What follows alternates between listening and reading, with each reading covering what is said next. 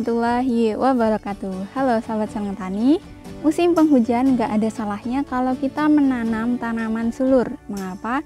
Karena tanaman sulur ini akan tumbuh sangat bagus saat ketersediaan airnya ini terpenuhi secara rutin. Jadi jika kita menanam tanaman sulur di musim penghujan, otomatis pertumbuhannya akan lebih bagus dan hasil yang kita dapatkan bisa semakin banyak juga. Tapi salah satu kendala yang biasanya terjadi saat budidaya tanaman sulur di musim penghujan adalah banyaknya serangan jamur. Jadi kita harus selektif dalam memilih varietas yang cocok untuk ditanam saat musim penghujan dan hasilnya pun bisa memuaskan. Nah, pada kesempatan kali ini akan coba kami rekomendasikan salah satu varietas timun yang cocok untuk ditanam saat musim penghujan. Jadi simak video kali ini sampai akhir.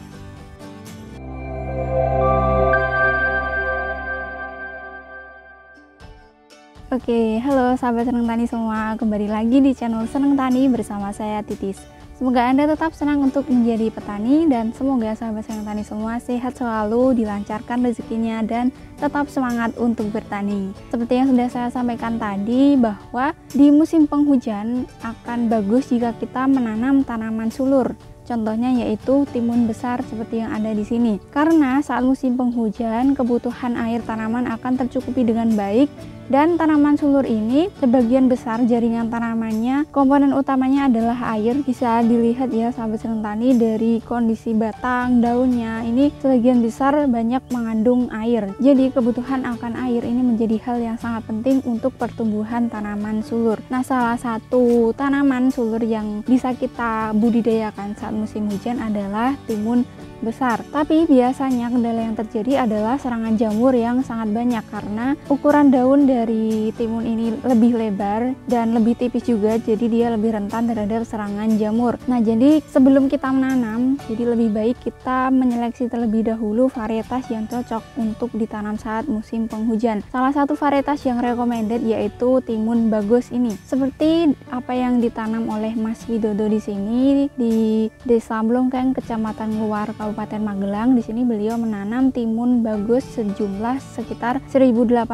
tanaman dan masing-masing lubang tanam di sini diisi dengan 2 tanaman dan tanamannya ini tidak dilakukan perempelan sama sekali. Bisa dibayangkan ya sahabat Seneng Tani betapa rimbunnya tanaman di sini karena saling berhimpitan dan tunas airnya pun tidak dilakukan perempelan. Jadi bisa dikatakan kondisi tanaman di sini ini sangat rimbun dan ini memungkinkan kelembapan yang tinggi. Tapi berdasarkan apa yang sudah kami lihat di sini, kami tadi sudah berkeliling-keliling di lahan ini, ternyata serangan jamurnya masih sangat aman walaupun kelembapan di sini cukup tinggi. Nah, jadi varietas bagus ini bisa menjadi salah satu alternatif varietas yang cocok untuk ditanam saat musim penghujan karena bisa dikatakan toleran terhadap serangan jamur yang biasanya menyerang tanaman timun. Dan di sini kebetulan Mas Widodo ini juga menanam varietas yang lain karena masih ada bedengan yang masih kurang. Jadi beliau memenuhi bedengan tadi dengan varietas lain dan ternyata varietas lain tadi setelah kami lihat serangan jamurnya ini sudah cukup banyak, tapi alhamdulillah untuk varietas bagus di sini ternyata memang lebih tahan dibandingkan dengan varietas yang lain tadi. Jadi walaupun belum bisa dikatakan varietas bagus ini sudah tahan terhadap serangan jamur, tapi bisa dikatakan varietas ini lebih toleran dibandingkan dengan varietas yang lain. Kemudian berbicara mengenai produktivitasnya, Mas Widodo di sini juga merasa sangat puas dengan varietas bagus ini karena di sini sudah petik yang ketiga kalinya. Jadi ini bertepatan dengan petikan yang ketiga dan kemarin di petikan yang kedua ini mendapatkan sekitar 300 kg dari total 1.800 tanaman dan di petikan pertama sudah mendapatkan sekitar 80 kg. Jadi kalau di total 380 di petikan yang kedua. Jadi bisa dikatakan masing-masing tanaman di sini sudah menghasilkan sekitar 2 ons di total petikan pertama dan kedua kemarin. Dan di petikan yang ketiga tadi juga menurut Mas Widodo ini hasilnya semakin meningkat. Bisa dibilang beliau berkata ini bisa menghasilkan sekitar 400 kg di petikan yang ketiga tadi. Jadi sahabat Seneng Tani tidak perlu ragu lagi memilih varietas bagus karena dari segi kualitas tanamannya juga bagus karena lebih toleran terhadap jamur. Dari segi pertumbuhan tanamannya juga sangat baik Di sini walaupun per lubang tanam diisi oleh 2 tanaman, tapi alhamdulillah daya hidupnya ini sangat tinggi dan hasilnya pun juga sangat memuaskan. Kemudian untuk sahabat senang tani yang mungkin masih asing dengan varietas bagus ini, jadi buah dari timun bagus ini memiliki karakteristik yaitu berwarna hijau pekat dengan ukuran rata-rata sekitar 30 cm dengan diameter 5-6 cm dan berat per buah ini adalah sekitar 450-470 gram. Jadi bisa dikatakan ukuran dari timun bagus ini sedang dan warnanya pun hijau gelap, jadi tentunya akan lebih menarik di pasaran dan tidak mudah berubah warna saat di penyimpanan. Kemudian jumlah buahnya juga sangat lebat karena bisa muncul dari bagian bawah sampai bagian atas. Tanaman di sini sudah dipetik tadi, tapi bisa dilihat bakal buahnya masih sangat banyak dan masih ada beberapa buah besar yang disisakan di bagian bawah, dimana hal ini membuktikan bahwa memang varietas bagus ini untuk produktivitasnya memang sangat istimewa. Nah, kemudian ya sedikit tips untuk sahabat senang tani, jika ingin menanam timun saat musim penghujan, maka sebaiknya masing-masing lubang tanam ini cukup diisi dengan satu tanaman dan lakukanlah perempelan, karena dengan melakukan perempelan habis tunas airnya maka kelembapan di tanaman ini bisa dikurangi, jadi bisa lebih meminimalisir untuk serangan jamurnya. Selain itu, jika kita melakukan perempelan habis tunas airnya dan hanya disisakan batang utama, maka nutrisi ini akan lebih dioptimalkan untuk pembentukan buah pada bagian batang utama, jadi ukuran buahnya bisa lebih maksimal. Jadi untuk budidaya tanaman di musim penghujan sebaiknya hindari penanaman 2 tanaman per lubang tanam dan upayakan untuk melakukan perempelan habis tunas airnya. Ini bisa diaplikasikan baik itu pada tanaman timun atau tanaman cabai atau tanaman-tanaman yang lain. Karena dengan melakukan perempelan habis bisa meminimalisir kelembapan dan mencegah terjadinya serangan jamur patogen. Nah, kemudian kita akan berbicara mengenai bagaimana sih perawatan yang dilakukan oleh Mas Widodo di sini untuk menghasilkan tanaman timun yang seperti ini dan dengan produktivitas yang sangat istimewa tadi. Nah, jadi kita akan berbicara mengenai kondisi lahan di sini terlebih dahulu. Jadi ini merupakan lahan yang sudah lama sekali didiamkan setelah penanaman padi, kira-kira setengah tahun tidak dilakukan penanaman apa-apa, baru akhir-akhir ini dilakukan penanaman timun ini. Dan beliau ternyata tidak hanya menanam timun saja, di sini ada cabai merah keriting pada bagian tepi, pada lubang tanam bagian tepi, kemudian pada bagian lubang tanam di sebelah timunnya ini masih ditanami dengan cabai rawit. Jadi bisa dibayangkan ya sahabat senang tani bagaimana kondisi kelembapan di sini, tentunya ini sangat tinggi. Nah, kemudian untuk pupuk dasar di sini Mas Widodo ini menggunakan pupuk kandang berupa kotoran kambing yang sudah terfermentasi, kemudian ditambahkan dengan kapur dolomit.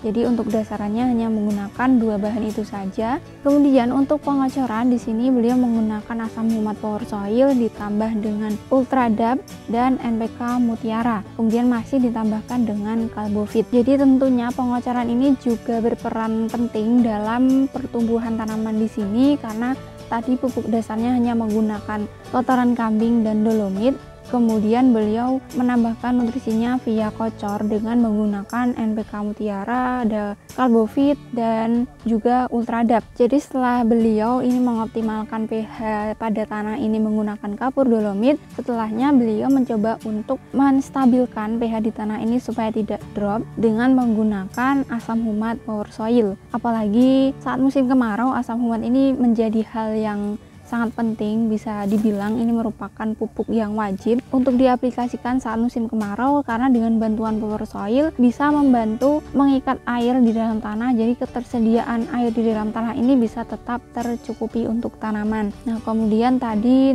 pemberian nutrisinya berupa NPK Mutiara dan juga Ultradap ini sudah cukup untuk memenuhi kebutuhan NPK dan fosfor, jadi tentunya pertumbuhan tanaman juga semakin optimal. Kemudian tadi juga dijelaskan bahwa Mas Widodo ini menggunakan pupuk Kalbovit.